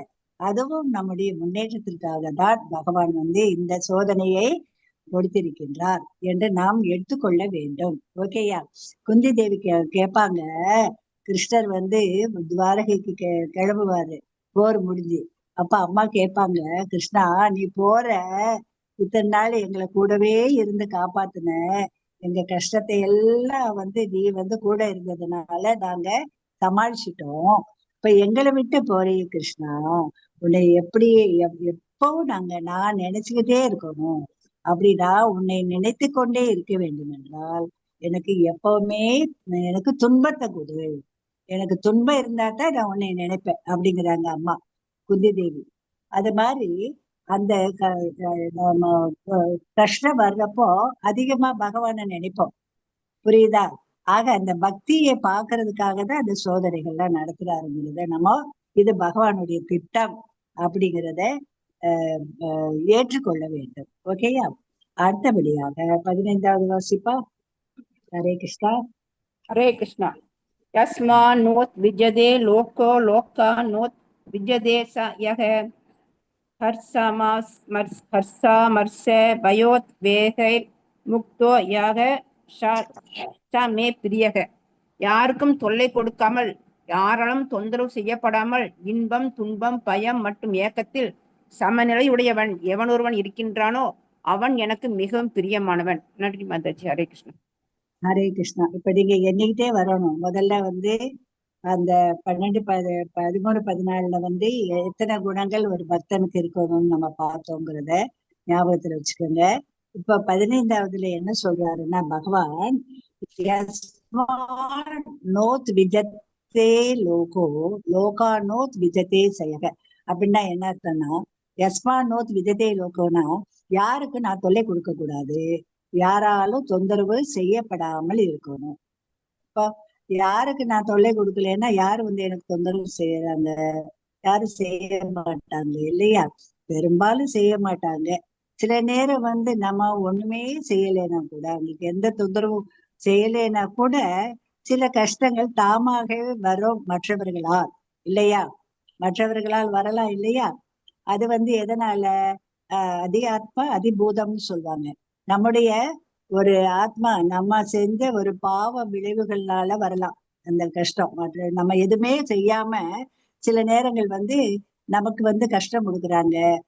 ஏன் நான் ஒன்றும் அவங்களுக்கு செய்யலையே, இவ்வளவு கஷ்டம் எனக்கு அப்படின்னு நம்ம நினைக்கிறோம்ல, அது நம்ம செஞ்ச பூர்வ ஜென்ம வினையினால வரலாம். அடுத்து வந்து ஏதோ அவங்களுக்கு தோணி இருக்கு, நம்ம செஞ்ச சில காரியங்கள் பிடிக்கல, அதனால தொந்தரவு செய்யறாங்க அப்படின்னு நம்ம எடுத்துக்கிட்டோம்னா நம்ம பதில் வினை ஆற்ற மாட்டோம் இல்லையா? நம்மளும் அவங்களுக்கு தொந்தரவு கொடுக்காம இருக்கணும். அதுதான் மெயின். ஒரு பக்தன் வந்து யாருக்குமே தொந்தரவு கொடுக்க கூடாது. எறும்புக்கு கூட தொந்தரவு கொடுக்க கூடாது. ஒரு நல்ல பக்தன். ஹரே கிருஷ்ணா. என்ன பண்றீங்க? ஹரே கிருஷ்ணா. ஆக எறும்புக்கு கூட கொசு கூட அடிக்க கூடாதுங்கிறாரு. ஆக யாருக்குமே தொல்லை கொடுக்க கூடாது, யாராலும் தொந்தரவு செய்யப்படாமல் இருக்கணும். அடுத்து இன்பம் துன்பம் பயம் ஏக்கம் என்ன வந்தாலும் எல்லாவற்றையும் சமமாக ஏற்றுக்கொள்றதுக்கு பழக வேண்டும். ஓகேயா? நமக்கு பொறாம வந்தா ஏக்கம் வரும். எப்ப பொறாம வரும்? நமக்கு நம்ம கிட்ட இல்லாத ஒண்ணு மற்றவங்க வச்சிருக்காங்கன்னு வச்சுக்கோங்க, நம்ம கிட்ட அவ்வளவு பணம் இல்ல, அவங்க நிறைய பணம் வச்சிருக்காங்க, ஆனா அநியாயம் பண்றாங்க, இவ்வளவு சொத்து வச்சிருக்காங்க, எனக்கு இல்லையே அப்படின்னு அவங்க மேல பொறாம வர்றப்போ நமக்கு ஏக்கம் வருது இல்லையா? அந்த ஏக்கம் வேண்டாம். நீ உழைத்து சம்பாதித்து வரக்கூடிய அந்த பணத்தில் திருப்தியாக வாழ பழகிக்கொள் அப்படிங்கிறார் பகவான். ஓகேயா? அதே மாதிரி துன்பம் வந்துருச்சேன்ட்டு அதுலயே ஆழ்ந்துடக்கூடாது, இன்பம் வந்துருச்சேன்ட்டு அதுலயே ஒரேதான் ஆடவும் கூடாது. இன்ப துன்பத்தை சமமாக ஏற்றுக்கொள்ளணும். பயங்கிறது இருக்கக்கூடாது. ஏன் பயம் இருக்கு? பயம் எப்ப இல்லாம போகும்? பகவான் கிட்ட சரணடைந்து விட்டால், பகவானுக்கு பக்தி தொண்டு செய்து பகவானிடம் சரணடைந்து விட்டால் நமக்கு பயம்ங்கிறதே வராது. தெரியுதா? எப்பவும் நம்ம நிம்மதியா நிறைவா இருக்கலாம், சமநிலைமையோடு இருக்கலாம். ஆக இந்த 4 குணங்களும் பக்தனுக்கு ரொம்ப ரொம்ப தேவை. அப்படிப்பட்ட பக்தன் பகவானுக்கு பிரியமானவன் அப்படின்னு சொல்றாங்க. எப்படிப்பட்ட பக்தன்? யாருக்கும் தொல்லை கொடுக்காம, யாராலையும் தொந்தரவு செய்யப்படாம, இன்பம் துன்பம் பயம் ஏக்கம் இதுல எல்லாம் சமநிலைமையோடு இருக்கக்கூடிய யாரு பக்தன் எப்படி இருப்பான்? பக்தன் யாருக்கு பிடிக்கும்? பகவானுக்கு பிடிக்கும். ஓகே, ஹரே கிருஷ்ணா. இதுல ஹரிதாஸ் தாகூருடைய கதை இருக்கு, அதை பார்ப்போம். யாருக்கும் தொல்லை கொடுக்காமல், யாராலும் தொந்தரவு செய்யப்படாமல், இவர் சமநிலையோடு எப்பவுமே பகவானுடைய ஒரு ஜபம் ஒரு நாளைக்கு 3 லட்சம் முறை சொல்வார். அப்படிப்பட்டவருக்கு பல கஷ்டங்கள் ஏற்பட்டது. என்னென்ன கஷ்டங்கள் ஏற்பட்டது, எப்படி சமாளித்தார் அப்படின்னு நம்ம பார்ப்போம். ஆக யாருக்கு தொல்லை கொடுப்பது இல்லை, யாராலும் தொந்தரவு செய்யப்படுவதும் இல்லை. பக்தர்கள் எப்பவுமே கிருஷ்ண உணர்வில் மூழ்கி உள்ளார்கள் என்பதை பார்ப்போம். அந்த கதை நான் அப்புறமா சொல்றேன். அடுத்து 16வதுல என்ன பார்க்கிறோம்னா, இந்த கபிலர்கிட்ட அவங்க அம்மா உபதேசம் பெறுறாங்க. இந்த படத்துல 16வது ஸ்லோகம் வாசிங்க, நம்ம அடுத்த கதையை பார்க்கலாம். அனேபேக்ஷிஷிர் தச உதாசீன கத்தவ்யக்த ஸ்வாரம்ப பரித்யாகி யோமத் பக்த சாமே பிரிய. எவனொருவன் சாதாரண செயல்களை சார்ந்து வாழாமல் தூய்மையான நிபுணனாக கவலைகளை இன்றி எல்லாவித வழிகளிலும் இருந்து விடுபடுவனாக ஏதேனும் பலனுக்காக முயல்வதனாக உள்ளானோ, எனது அத்தகு பக்தன் எனக்கு மிகவும் பிரியமானவன். ஹரே கிருஷ்ண மாதாஜி. ஹரே கிருஷ்ண மாதாஜி. ஹரே கிருஷ்ணா. அதாவது ஒருபோதும் மகிழ்வதே இல்லையோ அப்படின்னு சொல்றாரு. ஒரு தூய பக்தன் என்ன செய்ய மாட்டான்? இந்த பௌதிக லாப நஷ்டத்தினால இன்பம் அடைவதோ துன்பம் அடைவதோ இல்லைங்கிறாங்க. ஒரு வியாபாரத்துல ரொம்ப லாபம் வந்துருச்சுட்டு ஒரேதான் அந்த லாபத்தை எல்லாம் எடுத்து செலவு செய்வானா? இல்ல, எப்பவும் பேலன்ஸ்டா இருக்கணும் இல்லையா?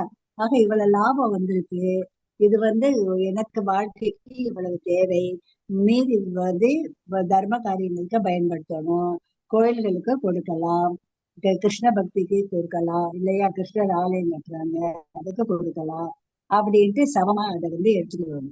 நஷ்டம் விட்டதா, அதனால அப்படியே துவண்டு போகக்கூடாது. என்ன செய்யலாம்? மேலும் உழைத்து நல்ல ஒரு வருமானத்தை தேடிக்கொள்ளலாம். ஆகையினால தூய பக்தன் அப்படிதான் இருக்கணும் வெளிய லாப நஷ்டங்களை கண்டு அவங்க இன்பம் அடைவதோ துன்பம் அடைவதோ இல்லை. ஓகேயா?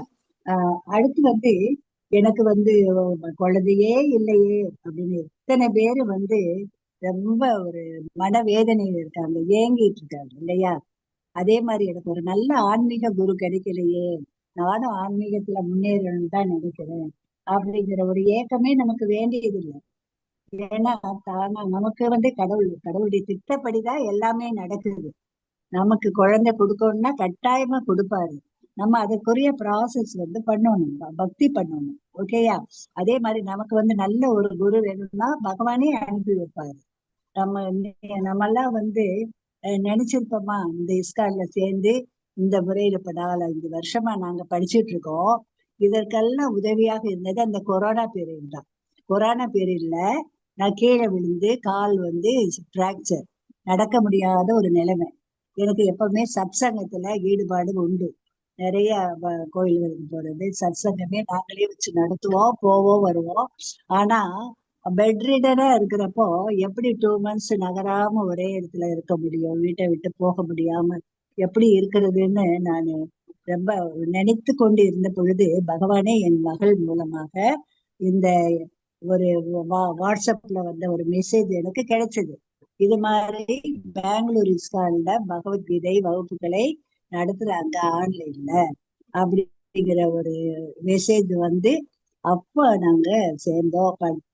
அந்த பெட் ரீடனா இருந்தே வந்து பகவத்கீதை படிச்சு level 1, level 2, level 3, level 4, level 5, இப்ப level 6 படிக்கக்கூடிய பிராப்தம் எதனால கிடைச்சிச்சு? பகவானுடைய கருணையினாலதான் இல்லையா? எனக்கு அது பகவானுடைய திட்டம். இப்படி இப்படி நடந்தா தான் நீ ஒரே இடத்துல இருப்ப, இத படிப்ப அப்படின்னு எனக்கு கொடுத்த ஒரு பகவானுடைய கருணையாக. நான் தண்டனைன்னு நினைக்கல. எனக்கு வந்து வெளியில நீ எங்கேயும் போகாத இந்த வயசுல, இப்போ இங்கேயே இரு, இதெல்லாம் படிச்சுக்கோ. ஏன்னா பகவத்கீதை படிக்கணுங்கிற ஒரு ஆசை வந்து எனக்கு ஒர்க் பண்ற காலத்திலேயே உண்டு. அப்போ படிச்சோம். ஆனா டீப்பா படிக்கிறதுக்கு சான்ஸ் கிடைக்கல. அந்த சான்ஸை பகவான் ஏற்படுத்தி கொடுத்தாரு. இப்ப நாங்க படிச்சுட்டு வரோம். அதே மாதிரி உங்களுக்கும் பகவான் இந்த சான்ஸை கொடுத்துருக்காரு. நீங்களும் படிச்சுட்டு வர்றீங்க இல்லையா? எத்தனையோ பேரு ரெஜிஸ்டர் பண்றாங்க, வராம இருக்காங்க, வந்துட்டு பாதையில விட்டுறாங்க இல்லையா? ரொம்ப மாதாஜி வந்து ஃபீல் பண்றாங்க. நிறைய பேர் இப்ப பக்தி விருட்சாலா எதுக்காக நாங்க வைக்கிறோம்?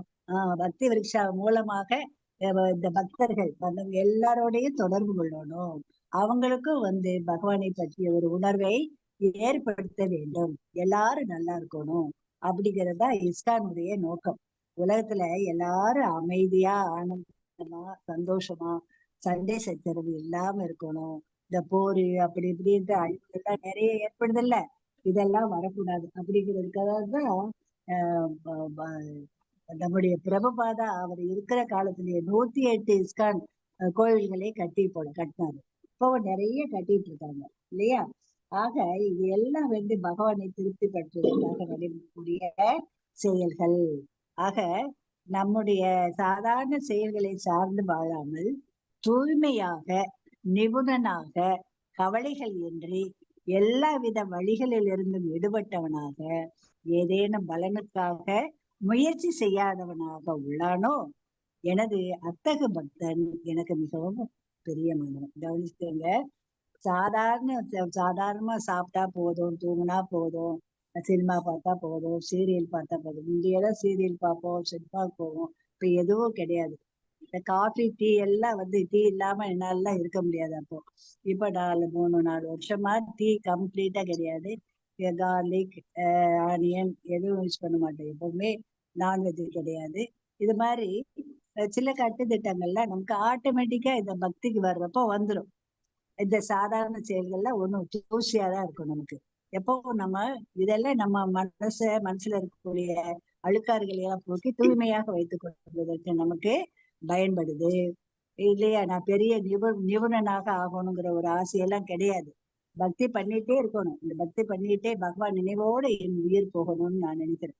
ஆக அப்படிப்பட்ட எந்த ஒரு கவலையும் எந்த ஒரு ஆசையும் இல்லாமல் எல்லா வழி தொந்தரவுகள்ல இருந்து விடுபட்டவனாக எனக்கு அந்த பலன் வேணும், இந்த பலன் வேணும், எனக்கு பொண்ணு வேண்டும், தொழில் வேண்டும் அப்படிங்கிற ஒரு எந்த முயற்சியும் செய்யாதவனாக யார் ஒருவன் இருக்கின்றானோ அவன்தான் எனக்கு மிகவும் பிரியமானவன். இதை நீங்க வீட்டிலேயே போய் படிக்கணும், படிச்சு இதை புரிஞ்சுக்கிறணும். இந்த குணங்கள்ல எத்தனை குணங்கள் நம்ம கிட்ட இருக்கு, என்னென்ன குணங்களை நம்ம அபிவிருத்தி செய்யலாம் என்பதை நம்ம எல்லாரும் யோசிக்கணும். ஹரே கிருஷ்ணா. இதுல அனபேஷனா சாதாரண செயல்களை சார்ந்து வாழாமல் அர்த்தம். சுஷீர்னா உள்ளம் புறமும் தூய்மையாக இருக்கிறது. புறம்னா என்ன? நம்ம குளிச்சு நல்ல சுத்தமான ஆடைகளை அணிகிறோம். உள்ள வந்து மன இந்த காமம் குரோதம்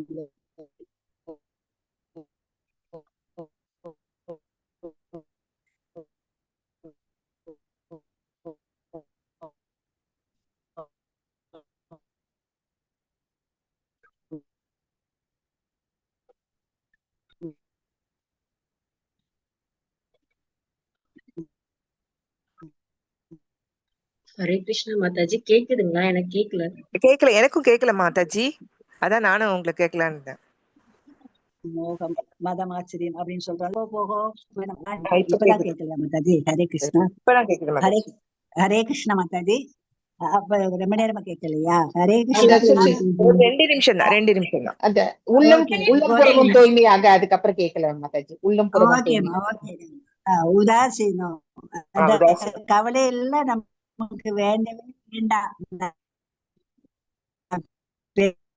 பெரிய நிபுணனாக ஆகல அப்படின்ட்டு நமக்கு வலி இருக்கே அப்படிங்கிறவர்கள் நான் ஏற்கனவே சொன்னேன், அது உடலுக்கு வரக்கூடிய ஒரு நோய் தான். அதெல்லாம் பொருட்டாவே நினைக்க வேண்டாம். நம்ம அப்படிப்பட்ட பக்தன் தான் பகவானுக்கு பிடிக்கும். சர்வாரம்ப பரித்தியாகி அப்படின்னா என்ன அர்த்தம்னா, ஏதேனும் பலனுக்காக முயற்சி செய்யாதவனாக. எனக்கு பொன் வேண்டும், என் மகனுக்கு வேலை வேண்டும், என் பேரனுக்கு படிப்பு நல்லா படிக்கணும் அப்படிங்கிற ஒரு பலனை கேட்கணுங்கிறது இல்ல. நம்ம செய்யக்கூடிய ஒரு பக்தியினால நமக்கு வேண்டியது எல்லாமே கொடுப்பாரு பகவான். அவர்கிட்ட சரணடையணும். அடுத்து நமக்கு என்னென்ன தேவையோ அதையும் நிறைவேற்றுவார் அப்படிங்கிற ஒரு நம்பிக்கையோடு நம்ம செய்யப்படுறோம். ஹரே கிருஷ்ணா. ஆகையினால நிபுணரான, தூய்மையானவரான, கவலை இல்லாதவரான, வழிகளிலிருந்து விடுபட்டவரான, பக்குவமான கிருஷ்ணரை பின்பற்றுவதால், பக்குவமானவராக கிருஷ்ணரை பின்பற்றுவதால் ஒரு பக்தனும் நிபுணனாக, தூய்மையானவனாக, கவலைகள் அற்றவனாக, வழி இல்லாதவனாக, பக்குவமானவனாக ஆகிறான். கவனிங்க, நம்ம பெரிய நிபுணன் ஆகணும், தூய்மையாகணும், கவலை இல்லாதவன் ஆகணும்ட்டு எந்த முயற்சியும் நம்மளா முயற்சி செய்ய வேண்டாம். நம்ம பகவான் கிட்ட பக்தி பண்ணி சரணடைந்து பக்தி தொண்டு பண்ணாவே இந்த எல்லா குணங்களும் தானாகவே வந்துடும். ஓகேயா? நீங்க எல்லாத்தையும் எனக்கு அது வரல நீங்க நினைக்க முயற்சி எடுக்கணுங்கிற ஒரு தேவையும் இல்லை. எனக்கு இப்படி வழியா இருக்கே அப்படின்ட்டு நீங்க வேதனைப்பட வேண்டியதும் இல்லை.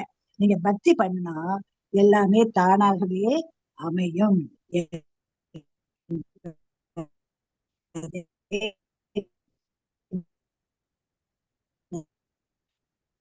கேட்கல மாதாஜி. கேட்கல. அடுத்து 17வது வாசிங்க. கேட்கலையா? இப்ப கேக்குது மாதாஜி. கேக்குது மாதாஜி. ஓகே, அங்க குமார் நேம் அவங்க அவர் படிக்கலன்னா நான் படிக்கிறேன். அடுத்து சாட் பாக்ஸ்ல கொடுத்துருக்காங்க. நான் படிக்கட்டுமா? யோன ரிஷ்யதி ந த்வேஷ்டி ந சோஷதி ந காங்ஷதி சுப பரித்யாகி பக்திமான்ய சமே பிரியஹ. எவனொருவன் ஒருபோதும் மகிழ்வதில்லையோ, துன்பப்படுவதில்லையோ, புலம்புவதில்லையோ, ஆசைப்படுவதில்லையோ, மேலும் எவனொருவன் மங்களமானவை அமங்கலமானவை ஆகிய இரண்டையும் துறக்கின்றானோ அத்தகைய பக்திமான் எனக்கு மிகவும் பிரியமானவன். ஹரே கிருஷ்ணா மாதாஜி. ஹரே கிருஷ்ணா. ஆக இதுல என்ன சொல்றாரு பகவான்? இது ஏற்கனவே நம்ம பார்த்ததுதான். மகிழ்ச்சி ஒரேதான். எனக்கு இவ்வளவு லாபம் விட்டது, இவ்வளவு செல்வம் கிடைச்சிருக்கு அப்படிங்கறதுல ஒரே மகிழ்ச்சியாகவும் சொல்லக்கூடாது. எனக்கு நஷ்டம் வந்துருச்சுன்ட்டு துன்பப்படுறதும் இல்லை கூடாது. எனக்கு ஒண்ணுமே கிடைக்க மாட்டேங்குதே, என் பையனுக்கு இடமே கிடைக்கலையே, வேலை கிடைக்கலையேன்னு புலம்பவும் கூடாது. பகவானே நீ பாத்துக்கோ, நீ பார்த்து எனக்கு நல்லது பண்ணு அப்படின்னு பகவான் கிட்ட நம்ம ஒப்படைக்கணும். எதுக்காகவும் ஆசைப்படவும் கூடாது. இது மங்களமானது. இந்த காரியம் நடந்தா எனக்கு ரொம்ப சந்தோஷமா இருக்கும். இது அமங்கலமான செயல், இது என் வாழ்க்கையில நடக்க கூடாது அப்படின்ட்டு நம்ம அதெல்லாம் நினைக்கவே வேண்டாம். என்ன மங்களமான காரியங்கள்லாம் நடக்கணுமோ அது தானாகவே நடக்கும். அமங்கலமான காரியங்கள் என்ன நடக்கணுமோ அதுவும் தானாகவே நடக்கும். ஆக அப்படிப்பட்ட இந்த எண்ணங்களை எல்லாம் விடக்கூடியவன் இருக்கானே, அத்தகைய பக்தன் எனக்கு மிக மிக பிரியமானவன் அப்படின்னு பகவான் சொல்றாரு. கேக்குதா மாதாஜி? ஹரே கிருஷ்ணா. கேக்குது ஹரே மாதாஜி. கிருஷ்ணா. அதனால பகவான் என்ன சொல்றாருன்னா, இந்த ஜட உணர்வுகளால் பாதிக்கப்படாமல் இருக்கணும். நம்ம இதெல்லாம் உடலுக்கு ஏற்படக்கூடிய பாதிப்புகள். இதனால நமக்கு எந்த ஒரு துன்பமும் இல்லைன்னு நம்ம நினைக்கணும். ந குருஷதி ந துவேஷ்டி அப்படின்னா மகிழ்ச்சியில் துள்ளாமலும் துக்கத்தில் துவளாமலும். நான் ஏற்கனவே சொன்னது மகிழ்ச்சி வந்தா ஆஹா அப்படின்னு ஒரே இதை துள்ளி குதிக்காம எல்லாருக்கிட்டையும் நான் சந்தோஷமா இருக்கேன்னு அப்படி பறைசாற்றாம, துக்கம் வந்துட்டா ஐயோ இவ்வளவு கஷ்டம் வந்துருச்சே அப்படின்ட்டு அதுலயே ஆழ்ந்து விடாம, நம்ம சிலருக்கு வந்து டிப்ரெஷன் வந்துருது. டிப்ரெஷன் வந்தா அவங்களால எந்த காரியமே செய்ய முடியாம போயிடும். ஆகையினால ரெண்டையும் சமமா ஏத்துக்கிறோம். ஓகேயா?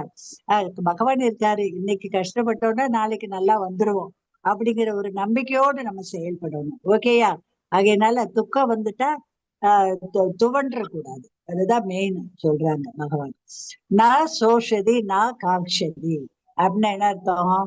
நான் சோஷதினா புலம்புறது. ஐயோ எனக்கு அது இல்லையே, இது இல்லையே, வீடு இல்லையே, கார் இல்லையே அப்படின்ட்டு புலம்ப வேண்டிய அவசியமே இல்லை. நமக்கு என்ன வேணுமோ அதை பகவான் கொடுத்துருக்காரு, அதுல திருப்தியா இருப்போம். ஓகேயா? ஒண்ணுமே இல்லாம வந்து மரத்தடியில படுத்து எழுந்திருக்கிறவங்க எத்தனை பேர் இருக்காங்க இல்லையா? கோஸ்வாமிகள்லாம் மரத்தடியில தான் படுத்து தூங்குவாங்களாம். அவங்க எல்லாம் புலன்களை வென்றவங்க கோஸ்வாமிகள். அவ்வளவு செஞ்சிருக்காங்க தெரியுதா? பகவானுடைய பக்தியை வந்து பரப்பி இருக்காங்க. அதே மாதிரி பிருந்தாவனத்துல பகவானுடைய கோயில்கள் எல்லாம் புதையுண்டு இருந்த கோயில்களை எல்லாம் மீட்டு அதையெல்லாம் புதுப்பிச்சிருக்காங்க. அவ்வளவு காரியங்கள். அவங்க ஒரு மரத்தடியில இன்னைக்கு தூங்குனா நாளைக்கு அதே மரத்தடியில தூங்க மாட்டாங்களா, இன்னொரு மரத்தடிக்கு போயிடுவாங்களா. ஓகேயா? அப்படி வந்து இருப்பாங்க, வாழ்வாங்களா. ஆக நமக்கு எதுவுமே சொந்தம் இல்லை, நம்ம அது மாதிரி நினைக்கணும். புலம்பக்கூடாது. எல்லா வித மங்கள மற்றும் அமங்கல செயல்களுக்கும் மற்றும் பாவ செயல்களுக்கும் அப்பாற்பட்டு திவ்யமானவர் யாரு? பக்தன். பக்தன் மங்களகரமான செயலுக்கோ அமங்கலகரமான செயலுக்கோ பாவ செயல்களுக்கோ அப்பாற்பட்டவன், எல்லாவற்றையும் கடந்து போகக்கூடியவன் அப்படின்னு சொல்றாங்க. ஓகேயா? அடுத்து, என்னுடைய மகிழ்ச்சி கிருஷ்ணரை திருப்திப்படுத்துவதில் உள்ளது.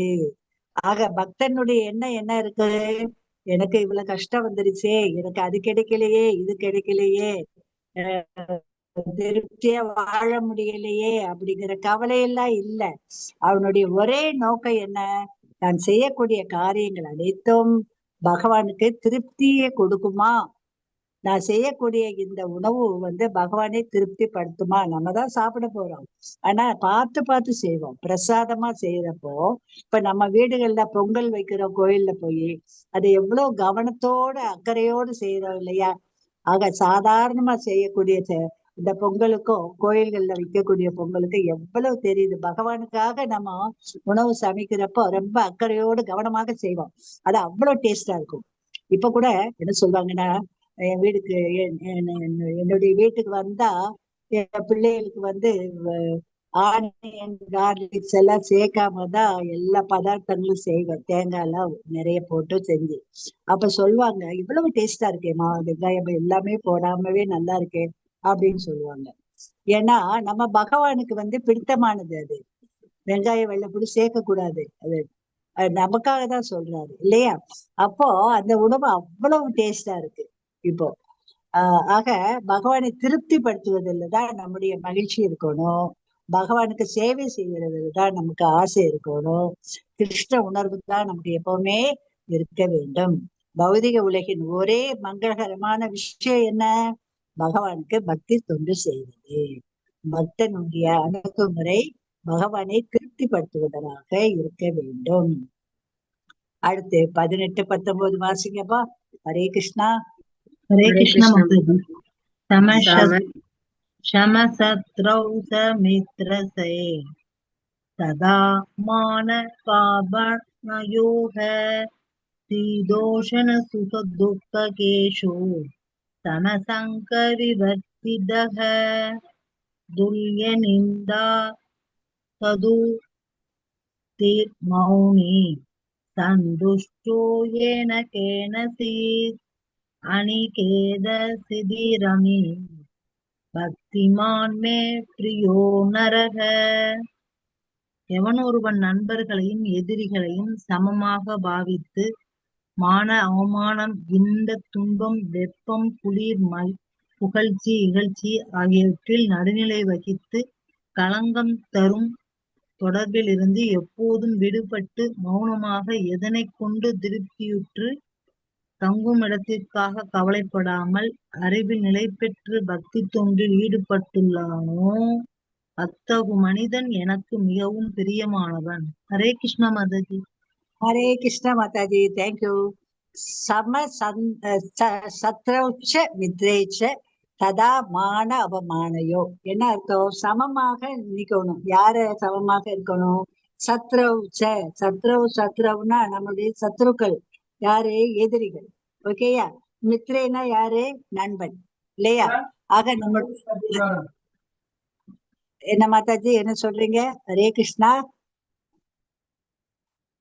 ஹரே கிருஷ்ண மாதாஜி. நம்முடைய எதிரிகளையும் நண்பர்களையும் நம்ம சமமாக பாவிக்கணும். யாரு? பக்தன் சமமா பாவிப்பான். எதிரிகளையும் சத்ரோச்ச மித்ரேச்ச அப்படின்னா என்ன அர்த்தம்? எதிரிகளையும் நண்பர்களையும் சமமாக பாவித்து ததா மான அவமானயோ அப்படின்னு என்ன அர்த்தம்? நமக்கு மானம் அவமானம் எல்லாம் ஏற்படும் இல்லையா? சில நேரங்கள்ல நமக்கு அவமானங்கள்லாம் நம்ம ஒண்ணுமே செஞ்சிருக்க மாட்டோம். சிலர் நம்மள திட்டுவாங்க தேவையில்லாம, அது அவமானமா ஃபீல் பண்ணுவோம். இந்த மான அவமானம் இதையும் சரி, இன்னைக்கு அவமானம்னா நாளைக்கு இவங்களே புகழ்வாங்க. நம்ம ஏதாவது அவங்களுக்கு உதவி செஞ்சிருந்தா நம்ம புகழ்ந்தவங்க தான் இன்னைக்கு ஏதோ ஒரு காரணத்துக்காக நம்ம ஏதாவது கேட்டிருப்பாங்க, கொடுக்காதனால கூட நம்ம அந்த புகழ்ந்த வாயே இகழ்ந்தும் பேசக்கூடிய ஒரு சந்தர்ப்பம் கூட ஏற்படும். ஆக இந்த நேத்து புகழ்ச்சி வந்தது, இன்னைக்கு இகழ்ச்சி அப்படின்னு எடுத்துக்கிறோம். ஆக மான அவமானத்தையும் சமமாக பாவிக்கணும். ஓகேயா?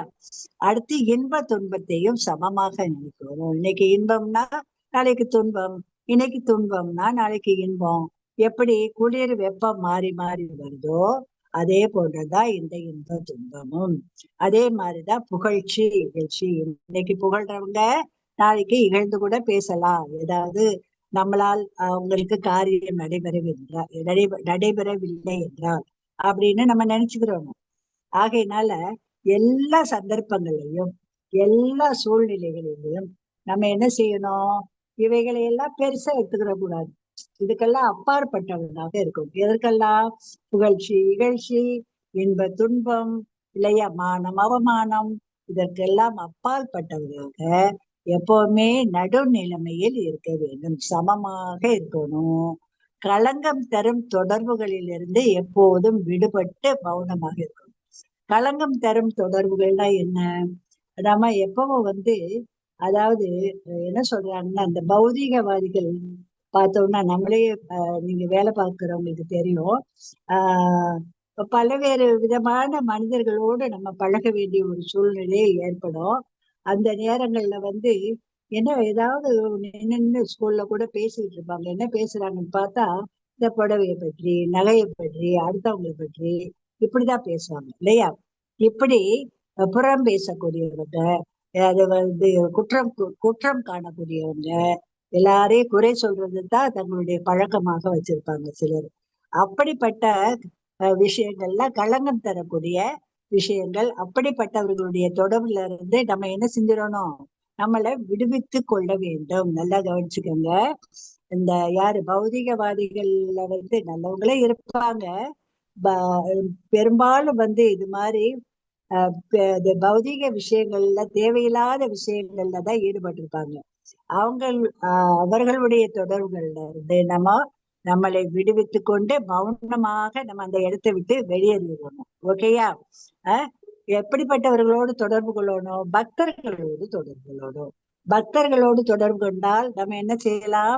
பகவானை பற்றி பேசலாம், பகவானுடைய கீர்த்தனம் பண்ணலாம், ஹரே கிருஷ்ணா மகா மந்திரம் பண்ணலாம், அவருடைய லீலைகளை பற்றி பேசலாம். புரியுதா?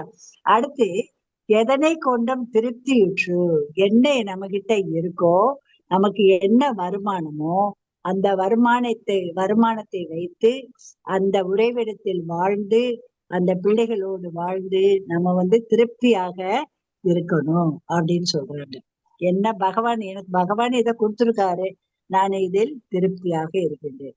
ஒருத்தர் பேரு கௌலோக ஏதோ பேரு, அவர் என்ன செய்வாரா, தொன்னை வித்து அதுல வரக்கூடிய வருமானத்துல பாதிய பகவானுடைய பக்தி தொண்டுக்காக செலவழிப்பாரா, பாதி கொஞ்சம் தான் இருக்கும். அதை வித்ததுனால வரக்கூடிய வருமானம், அதை வைத்து திருப்தியாக வாழ்ந்தாராம். இதையெல்லாம் பார்த்த சைத்தன்ய மகாபிரபு கேட்டாரா, அவர் பேர் மறந்துச்சு, நான் சொல்றேன் அப்புறம். என்ன அவரு கேட்டாரா, என்ன கேட்டாராம்பா, இவ்வளவு கஷ்டப்படுறியே, நீ இதை வச்சுக்கோ ஃபுல்லாவே, எத்தனையோ பேரு பகவானுக்காக தொண்டு செய்றாங்க, நீ எதுக்குன்னு சொல்வாரா.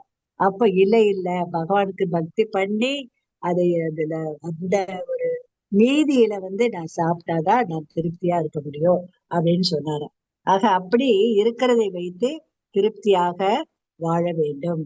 அத்தகைய பக்தி தொண்டில் ஈடுபட்டுள்ளவன் எவனோ அவன்தான் எனக்கு மிக மிக பிரியமானவன் அப்படின்னு சொல்றாரு பகவான். சம சத்ரோச்ச மித்ரேச்ச அப்படின்னா என்ன, எதிரிகள் நண்பர்களையும் சமமாக பாவித்து, சம இருமைகளில் நடுநிலைமை. இருமைனா என்ன, இன்ப துன்பம், என்னது புகழ்ச்சி இகழ்ச்சி, இருமைன்னு சொல்றது. அதெல்லாம் நடுநிலைமை வைத்து சங்க விவர்ஜிதக, களங்கம் மௌனமாக, தேவைப்படும் போது மட்டும்தான் பேசணும், தேவையில்லைன்னா அந்த இடத்தை விட்டு போயிடணும். சந்துஷ்டோ, எந்த நிலையில மகிழ்ச்சியாக திருப்தியாக இருக்கிறோம். அணிகேத, தங்கம் எடுத்திருக்காக எனக்கு அந்த வீடு இல்லையே, அது இல்லையே, பங்களா இல்லையே அப்படின்னு கவலைப்பட வேண்டாம், இருக்கிறதுல திருப்தியா வாழணும். சிறமதிர், அறிவில் நிலை பெற்று பக்தி தொண்டில் ஈடுபட்டு இருப்பவன் தான் எனக்கு ரொம்ப பிடிக்கும் அப்படின்னு சொல்றாரு. ஆக நமக்கு கடவுள் நமக்கு என்ன செய்வார் என்று நினைக்க கூடாது, என்ன செஞ்சாருன்னு நினைக்க கூடாது, நம்மால் அவருக்கு என்ன செய்ய முடியும்னு நினைக்கணும். நல்லா கவனிச்சுக்கோங்க.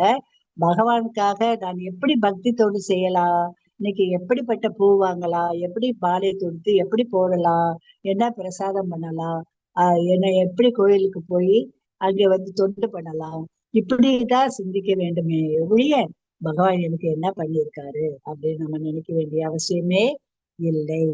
ஓகேயா? ஆக பகவான் எப்படி தன்னுடைய அனைவருக்கும் பிரியமானவராக பகவான் நடந்து கொண்டார், அவருடைய குணம் அப்படி. ஆகவே நாம் பகவானுடைய குணத்துல இருந்துதான் நமக்கு இந்த குணங்கள்லாம் வந்திருக்கு. நம்ம அந்த குணங்களை எல்லாம் என்ன செய்யணும், வளர்த்து கொள்ள வேண்டும். நம்முடைய நடத்தை, பிற உயிரினங்களிடத்தில் வெளிப்படும் நடத்தை, நிகழ்வுகளை, வரக்கூடிய காரியங்களை, வரக்கூடிய சவால்களை எப்படி எதிர்கொள்றது, பகவான் இடத்தில் எப்படி நடந்து கொள்ள வேண்டும், இதையெல்லாம் நம்ம தெரிந்து கொள்ள வேண்டும். நம்ம நடத்தை எப்படி இருக்கணும், நம்ம எதுக்கோ உரிமையாளர் என்ற உணர்வே நமக்கு இருக்கக்கூடாது. அடுத்து நம்ம கிட்ட அகங்காரம் இருக்கக்கூடாது. நம்ம எல்லா துன்பங்கள்ல இருந்தும் விடுபட்டிருக்கணும், எல்லா முயற்சிகள்ல இருந்தும் விடுபட்டிருக்கணும். பொறாமை யார்கிட்டயும் இருக்கக்கூடாது. நண்பர்கள்கிட்டயும் எதிரிகளிடமும் நம்ம சமமாக நடந்துக்கிறோம். கவலைங்கிறதே இருக்கக்கூடாது. தேவையான இடத்துல மௌனமாக இருக்க நம்ம பழகணும், பேசக்கூடாது. சந்துஷ்ட, திருப்தியாக வாழணும். மற்றவர்கள் நமக்கு தீங்கு செய்தவர்களையும் மன்னிக்கும் மனப்பான்மை நமக்கு வேண்டும். நம்ம மனம், அகம், புறம் ரெண்டையும் தூய்மையாக வைத்துக் கொள்ள வேண்டும். நிபுணனாக இருக்கணுங்கிற ஒரு ஆசை நமக்கு தேவையில்லை. இதெல்லாம் நம்ம எனக்கு இந்த சூழ்நிலை இருக்கு, எனக்கு இதே அதிகம் பகவானே, இந்த சூழ்நிலையிலேயே நான் திருப்தியா இருக்கேன், இந்த வருமானத்திலேயே நான் திருப்தியா இருக்கேன், எனக்கு இந்த தகுதியே போதும் அப்படிங்கிற ஒரு மனப்பான்மை நம்ம கிட்ட இருக்க வேண்டும்.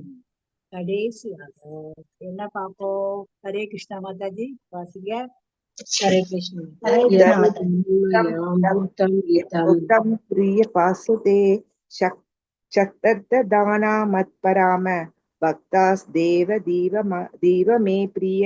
பக்தி தொண்டு என்னும் இந்த அழிவற்ற பாதையை பின்பற்றி என்னை பரம இலக்காக வைத்து நம்பிக்கையுடன் தன்னை ஈடுபடுத்துபவர்கள் எனக்கு மிக மிக பிரியமானவர்கள். ஹரே கிருஷ்ண மாதாஜி.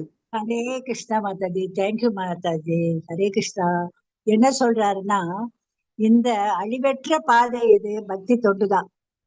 ஓகேயா? இந்த பக்தி தொண்டு யாரை இலக்காக வைத்து செய்யணும்? பகவானை இலக்காக வைக்கணும். பகவானை அடைவதுதான் நம்முடைய குறிக்கோளாக இருக்க வேண்டும். அதுல நம்பிக்கை வேணும். அந்த நம்பிக்கையோடு நம்ம பக்தி தொண்டு செய்தால் பகவானை நிச்சயமாக அடைவோம் என்ற ஒரு எண்ணம் நமக்கு வலுப்படும். அப்படிப்பட்ட பக்தர்கள் எனக்கு மிக மிக பிரியமானவர்கள் அப்படின்னு பகவான் கூறுகின்றார். கிருஷ்ணரை தனது வாழ்வின் இலக்காக ஆக்குபவன் அனைவருக்கும் பிரியமானவன். கிருஷ்ணருக்கு நம்மெல்லாம் பிரியமானவங்கன்னா நம்ம நம்மை போன்ற வைஷ்ணவர்களே எல்லாருக்குமே பிடிக்கும் இல்லையா? கிருஷ்ணரை பிடிக்காதவங்க யாருமே இல்லை. கிருஷ்ணருக்கே நம்மை பிடிக்கும் என்றால் நாம் எல்லோருக்கும் பிடித்தவர்கள் ஆவோம் என்பதை நாம் தெரிந்து கொள்ள வேண்டும். இன்னைக்கு நம்ம பக்தி தொண்டு இந்த கிருஷ்ண இயக்கத்துல இருக்கிறதுல சில சங்கடங்கள் வீடுகள்ல இருக்கலாம், சில சூழ்நிலைகள் நமக்கு ஒத்து வராதாக இருக்கலாம். இருந்தாலும் கூட எல்லாரும் புரிந்து கொள்வார்கள். நல்ல காரியம்தான் பண்ணிட்டு இருக்காங்க. எங்க அம்மா, எங்க தங்கை, என்னுடைய மனைவி அப்படின்னு புரிஞ்சுக்கிறாங்க வீட்டுல உள்ளவங்க. ஆகையினால நம்ம கவலைப்பட வேண்டியதே இல்லை. நமக்கு பகவானை அடைவதுதான் நோக்கமாக இருக்க வேண்டும். பக்தாஸ்தே தேவ மே பிரியாக, பக்தி தொண்டின் அழிவற்ற பாதையை பின்பற்றி நம்பிக்கையுடன் தன்னை ஈடுபடுத்துபவர்கள் என்னை அவர்களின் வாழ்வின் பரம இலக்காக வைத்துள்ளவர்கள். ஆக பகவானையே பரம இலக்கு, பகவானை அடைவதுதான் என்னுடைய ஒரே குறிக்கோள் என்று நம்பிக்கையோடு பக்தி தொண்டு செய்யக்கூடிய பக்தர்கள் பகவானுக்கு ரொம்ப ரொம்ப பிடித்தமானவர்கள். ஓகேயா? இப்போ நம்ம முதல்ல ஒரு படம் பார்த்தோம் இல்லையா? ஹரே கிருஷ்ணா மாதாஜி, அந்த கதை இப்ப சொல்றேன்னு சொன்னேன் இல்லையா? இது சொல்லி நம்ம முடிச்சுக்கலாம். ஓகே. இந்த இதுல ரொம்ப ஒரு கிருஷ்ண பக்தர். ஓகேயா? இந்த கிருஷ்ண பக்தர் முற்பிறவியில கிருஷ்ண பக்தர். இவர் என்ன செய்வாருன்னா, இந்த திருவிழா காலங்கள்ல வருவாங்க எல்லாரும் இல்லையா? அவங்களுக்கு பிரசாதங்கள்லாம் செஞ்சு கொண்டு போய் கொடுப்பாரு. ஓகேயா? அப்படி கொடுக்கறப்போ தன்னுடைய அவருடைய பொருள், அவர்கிட்ட இருந்த செல்வம் எல்லாம் காலி ஆயிடுச்சு. ஓகேயா? அப்போ இன்னும் நம்ம நாளைக்கு பிரசாதம் செய்யணுமே, பக்தர்களுக்கு பிரசாதம் வழங்க வேண்டுமே, என்ன செய்யறது அப்படின்னு அவர் காட்டு வழிய போறப்போ ஒரு சுடுகாட்டுல ஒரு இளவரசி இவருடைய பிணம் வைக்கப்பட்டு இருந்தது. அதை பாக்குறாரு. அந்த இளவரசியை நகை நிறைய போட்டுட்டாங்க. ஓகேயா? இது கதை கேட்டுக்கங்க. அந்த இளவரசி நகையை எடுக்கிறதுக்கு முயற்சி பண்ணாராம். அப்படி பண்றப்போ எதுக்காக முயற்சி பண்ணாரு? தன் சொந்த பயனுக்காக இல்ல, இதை எடுத்து விற்று அதுல வரக்கூடிய பணத்தை கிருஷ்ணனுடைய சேவைக்காக பயன்படுத்தலாம் என்ற ஒரு எண்ணத்தில் அந்த நகையை எடுக்க முயற்சி பண்றாரு. அப்போ அசரீராக இளவரசியினுடைய குரல் ஒலித்ததா. என்ன குரல் ஒலிக்குது? ஐயா, என் நகையை எடுக்காதீங்க. என்னுடைய ஆசையினால எங்க அப்பா இந்த நகையெல்லாம் போட்டு என்னைய சுடுகாட்டுக்கு அனுப்பியிருக்காரு. என்னுடைய அரண்மனையில என்னுடைய அறையில நான் நிறைய நகை வச்சிருக்கேன் கட்டிலுக்கு அடியில. எங்க அப்பா கிட்ட போய் கேளுங்க, அவர் பெரிய மன்னர், அந்த பொக்கிஷத்தை உங்களுக்கு கொடுப்பாரு. நீங்க அதை வச்சு என்ன செய்யலாம்? உங்களுடைய பக்தி தொண்டை தொடரலாம் அப்படின்னு சொல்றாங்க அந்த அம்மா, இறந்த இளவரசி. உடனே கேட்ட உடனே இவருக்கு ரொம்ப மகிழ்ச்சி. சரி அப்படின்ட்டு என்ன செஞ்சாருன்னா, அரண்மனைக்கு போனாரு, அரசர்கிட்ட கேட்டாரு. அரசர் என்ன செஞ்சாரு? சரிப்பா, என் மகளே சொல்லிட்டா, நான் அவங்க நகையெல்லாம் கொடுத்துடுறேன்ட்டு எல்லா பொக்கிஷத்தையும் கொடுத்துட்டாரு இவர்கிட்ட. கொடுத்த பிறகு அந்த நகையெல்லாம் வித்து பக்தி சேவைக்காக பயன்படுத்தினாரு. நிறைய பக்தர்களுக்கெல்லாம் பிரசாதம் செஞ்சு கொடுத்தாரு. அப்போ அந்த பணமும் காலி ஆயிடுச்சு. அடுத்து என்ன செஞ்சாரு? சும்மா இருந்தாரா? மறுபடியும் இந்த இளவரசியினுடைய நகையை எடுக்கிறதுக்காக வந்தாரு. வந்த உடனே அந்த அம்மா, இளவரசி அம்மா என்ன செஞ்சுட்டாங்க? சாபம் கொடுத்துட்டாங்களாம். என்ன சாபம் கொடுத்துட்டாங்க? நான் இவ்வளவு பணமும் பொக்கிஷம் எல்லாம் கொடுத்துருக்கு, அதுக்கு மேல நான் ஆசைப்பட்டு அணிந்து இருக்கக்கூடிய இந்த நகையை எடுக்கிறதுக்காக அது மேல பற்று கொண்டு எடுக்கிறியப்பா, உனக்கு மறு ஜென்மம்னு ஒண்ணு இருந்தா அந்த மறு ஜென்ம வாழ்க்கையில நீ ஒழுக்கம் கெட்ட வாழ்க்கை வாழ்வ. நீ என்ன செய்வ? உனக்கு இந்த பக்தியே மறந்து போயிடும். அப்ப நீ ஒழுக்கம் கெட்ட வாழ்வுனா என்ன? ஒரு அதாவது போகாத இடத்துக்கு போய் ஒரு தாசியினுடைய சகவாசத்துல நீ வந்து உன்னுடைய ஒழுக்கம் போயிடும், உன்னுடைய பிராமண இயல்பெல்லாம் போயிருப்பா அப்படின்ட்டு சாபம் விட்டுட்டாங்களா. மறு ஜன்மத்துல இவரும் அப்படியே வாழ்ந்தாரு.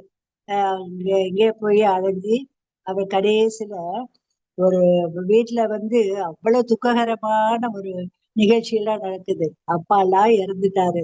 அதுக்கு கூட இருக்காம இவர் என்ன செஞ்சாரு, வேசியை நாடி வர்றாரு. மழைனா மழை அப்படி பெய்யுது. ஓகேயா, அந்த மழையில ஆறுல தண்ணி போகுது. அந்த தண்ணியில நீந்தி கீந்தி சிந்தாமணிங்கிற ஒரு வேசி அந்த அந்த அம்மாவை நாடி இவர் என்ன செய்யறாரு, அந்த நதியை கடக்கிறதுக்காக முயற்சி பண்ணி வர்றாரு. நீந்தி வர்றப்போ இத கட்ட மாதிரி மிதக்குது. அதையெல்லாம் பிடிச்சுக்கிட்டு வர்றாரா. வந்து கடைசியில அந்த அம்மாவை பார்க்க வர்றப்போ அந்த அம்மா பாக்குறாங்க. பார்த்து என்ன சொல்றாங்க, நீ எப்படி வந்திருக்க தெரியுமா, நீ முன்னாடி பிறவியில கிருஷ்ண பக்தரா இருப்ப, இப்ப என்னை நாடி வந்திருக்கியே, இந்த புலன் இன்பத்துக்காக என்னை நாடி வந்திருக்கியே, உங்க அப்பா இறந்ததை கூட பெருசா நீ நினைக்காம அப்படின்னு நினைச்சு இந்த அவ்வளவு கஷ்டத்துல வந்து என்னை நாடி வந்திருக்க. நீ வந்து கிருஷ்ண பக்தியில வந்து மேலோங்கணும்னா நீ பக்தி பண்ணு, என்னை மாதிரி வந்து சீர்கெட்ட ஒரு பெண்ணோடு தொடர்பு வேண்டாம் அப்படின்னு குருவாக இருந்து உபதேசம் பண்ணாங்களாம். அப்படிப்பட்ட ஒருவருடைய வாழ்க்கை வரலாறு, இன்னும் அவருடைய கதை இன்னும் நிறைய இருக்கு. அதை பின்னாடி நம்ம பார்க்கலாம். ஓகேயா. ஹரே கிருஷ்ணா மாதாஜி. ஆக இன்றைய அத்தியாயத்துல நம்ம அழகா என்ன பார்த்தோம், ஹரே கிருஷ்ணா. இன்றைய அத்தியாயத்துல இன்றைய ஒரு ஸ்லோகங்கள்ல ஹரே கிருஷ்ணா மாதாஜி, பகவானுக்கு பிரியமானவர்கள் எத்தகைய பண்பு நலன்களை பெற்றிருக்க வேண்டும் என்று பார்த்தோம். அத்தகைய பண்பு நலன்களை வளர்த்து கொண்டு நாம் எல்லோரும் பகவானுடைய பக்தராக மாறி பக்தி தொண்டு செஞ்சு பகவானை போய் அடைவதற்கான முயற்சியில் ஈடுபடுவோம். நம்முடைய பகவான் கூறி இருக்கக்கூடிய நல்ல குணங்களை வளர்த்து கொள்வோம். எல்லாரும் வந்து பக்தியில் பிழைத்து பகவானை அடைவதற்கான முயற்சியில் ஈடுபடுவோம். இந்த ஆறு அத்தியாயங்கள், பக்தி யோகத்துல உள்ள 6 அத்தியாயங்கள் தான் ஜுவல்லரி பாக்ஸ்ல இருக்கக்கூடிய ஜுவல்ஸ், நகைகள். அத ரொம்ப அழகா வந்து நம்ம படித்து முடித்து விட்டோம். இதுல ஏதாவது குற்றம் குறைகள் இருந்தா மன்னிச்சுக்கோங்க. சில நேரங்கள்ல வந்து உங்களுக்கு வந்து சரியாக கேட்கலைன்னா அது என்னுடைய குற்றம் இல்லை, அது பகவானுடைய திட்டம்னு நினைக்கிறேன். நானும் வந்து மேக்சிமம் எஃபர்ட் போட்டுதான் பேசுறேன். அது என்னன்னு தெரியல எனக்கு. அதேமா இன்னைக்கு வந்து ரொம்ப சிரமங்கள் உங்களுக்கு ஏற்பட்டு இருக்காது என்று நம்புறேன். அப்படி ஏற்பட்டிருந்தா அதை மைண்ட் பண்ணாதீங்க. நீங்களும் இந்த 6 அத்தியாயங்களையும் மறுபடியும் படிச்சு புரிஞ்சு வாழ்க்கையில மேற்கொண்டு நீங்க மேலான பக்தர்களாக வாழணும். உங்களுடைய இந்த வாழ்க்கை, அதாவது இந்த சத்சங்கம் வந்து தொடரணும். நீங்க L2 முடிச்சு L3 L4 L5 எல்லாம் படிச்சுட்டு உங்களால முடிஞ்ச சேவையை செய்யணும். புக்கு வாங்காதவங்க வாங்கி L3க்கெல்லாம் நிறைய கட்டாயம் பகவத்கீதை வேணும், மற்ற புத்தகங்களும் வேணும். அதெல்லாம் வாங்கி நீங்க நல்லபடியாக படிக்கணும். எல்லாரும் நலமாக வளமாக வாழ பகவானை வேண்டி பிரார்த்தனை செய்து முடித்துக் கொள்கின்றேன். வாந்த கல்பதார்பிய கிருபா சிந்துபிய ஏவச்சோ வைஷ்ணவேபியோ நமோ நமக. அருந்த கோடி பக்த கிரந்தைக்கு நம்மாச்சாரியர் ஹரிதாஸ் தாகூருக்கு, பக்தி வேதாந்த கோஸ்வாமி பக்தி வேதாந்த பிரபுபாதாவுக்கு all glories to assembled devotees, all glories to assembled devotees. Mataji, the Haridas